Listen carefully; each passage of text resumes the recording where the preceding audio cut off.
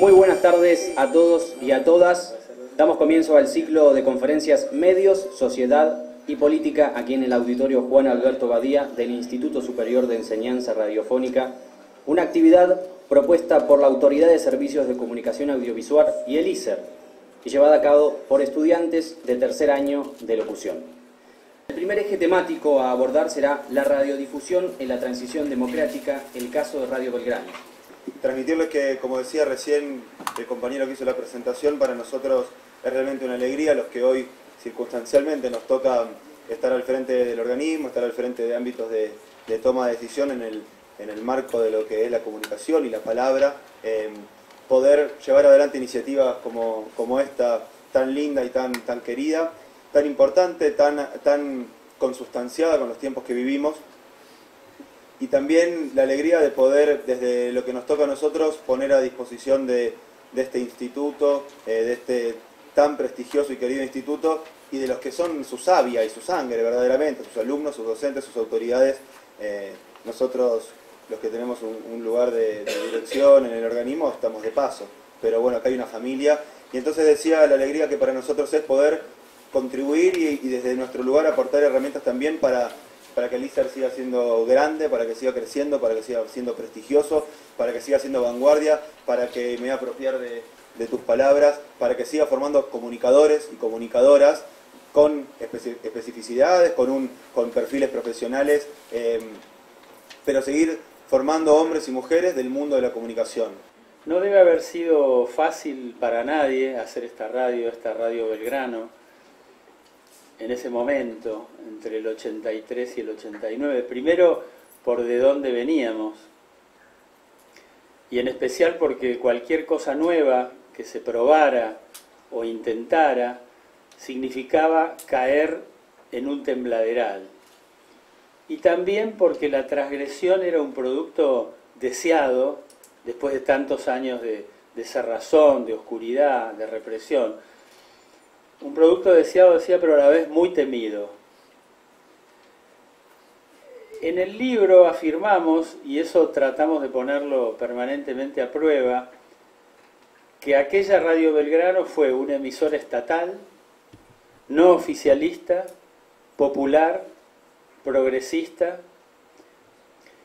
Fue entonces Belgrano una emisora en manos del Estado, comercial, pero que tuvo la característica de no ser oficialista, al punto que, según afirma Emilio Gibaja, que fue el primer secretario de Información Pública de Alfonsín y gran defensor de esta radio, uno de los sectores que más la criticaba era el del partido en el gobierno. Las peores críticas, o las críticas más duras, provenían del Partido Radical. Y afirmamos también en el libro que aquella Radio Belgrano fue una radio progresista. Y desde nuestro entendimiento decimos que sí, que lo fue. Porque elevó el nivel de la radio en esa etapa. O sea que tomó un carácter de radio de vanguardia en ese aspecto. Tomó la delantera, hizo vanguardia en numerosos tópicos que estaban invisibilizados hasta ese momento. Radio Belgrano en ese momento incorporó gente joven, pero incorporó a una cantidad de profesionales que no estaban en el aire en ese momento, ¿sí? Y esto tenía que ver directamente con profesionales que estaban en el exilio o que recién habían regresado del exilio, como el caso de Carlos Ulanowski, y de una cantidad de gente que estuvo en Radio Belgrano en este periodo, también de profesionales que habían dejado de trabajar en medios durante la dictadura y se habían radicado en el interior o habían trabajado en otras actividades para poder sobrellevar la dictadura.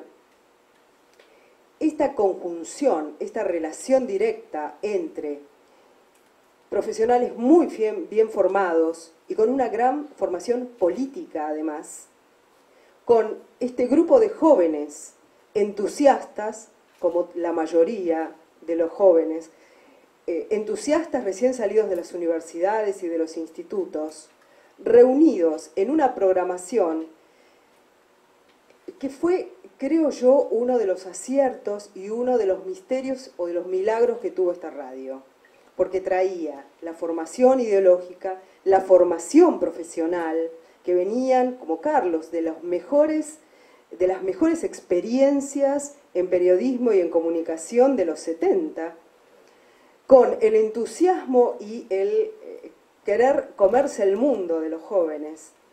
Hizo que, por ejemplo, quienes trabajábamos en Radio Belgrano, operadores, locutores, administrativos, técnicos, periodistas, cronistas, no tuviéramos en cuenta el horario de trabajo que teníamos administrativamente. Era solo pasión, y me parece que la pasión era una de las características. ¿Y pasión por qué? Porque no era pasión por hacer radio, por hablar en un micrófono. Era pasión por hablar de derechos humanos, de contar las historias de vida de las víctimas y de los afectados en forma directa por la dictadura. Era pasión y entusiasmo y amor loco por revisar la historia, por musicalizar o guionar o armar programas de todos los géneros, que después podemos hacer un repaso por géneros y formatos, pero con aquellos sonidos que durante esos años no se habían escuchado, que habían sido prohibidos, que habían sido silenciados. Cuando escuché los audios de Radio Belgrano, me di cuenta que había una radio, o en una radio se animaban a decir una cantidad de cosas que hasta en un círculo familiar por ahí todavía estaban prohibidas o no estaban muy permitidas o daba miedo de decirlas, porque con el golpe cara pintada todos armamos la valija para ver si nos teníamos que volver a ir. Por lo tanto, yo conecto un poco con lo que venían diciendo, que tiene que ver con esta agenda de temas. La verdad que se empezó a hablar de temáticas que no se hablaba en otras radios, que no se venía hablando, obviamente, desde antes en los medios de comunicación, y eso significaba desde temáticas relacionadas con la política, pero también la música que se pasaba, o, por ejemplo, un programa de sexo que había, o sobre sexualidad en realidad, en la radio, que evidentemente, piensen, viajemos en el tiempo, década de los 80, hablar de eso, digo, si al día de hoy todavía hay gente que se horroriza con algunas cosas cuando salen los medios, digo, imagínense lo que pasaba en ese momento. Como oyente uno se encuentra, desde 1984, con una radio muy diferente a lo que se venía escuchando. Si uno se quedaba después de las 12, se encontraba dos locos como Martín Caparrós y Jorge Dorio, en Sueños de una noche de Belgrano, que, por ejemplo, generan cosas como esta. Un día Jorge Dorio invita a una chica al programa, se sienta y le pregunta, ¿cómo te llamas? Cuando trabajo me llamo Sheila. ¿Cuántos años tenés? Sheila, 26. ¿A qué te dedicas? Soy prostituta. ¿Y cuándo empezaste a trabajar de esta forma? Y cuando salí de la colimba. Ese día debe haber sido la primera vez que una travesti tuvo micrófono en la Argentina. Bueno, este era el tipo de hechos que surgían en esta radio. ¿Cómo no nos iba a llamar la atención? De hecho es que Radio Belgrano, con este tipo de programación, comienza a disputarle los primeros puestos a personajes históricos de la radio, como Héctor Larrea, como Jorge Cacho Fontana, que eran próceres, y queda claro que según las mediciones de audiencia, la gente de entre los 18 y 34 años era oyente de Radio Belgrano, o sea, éramos oyentes de Radio Belgrano. www.azca.gov.ar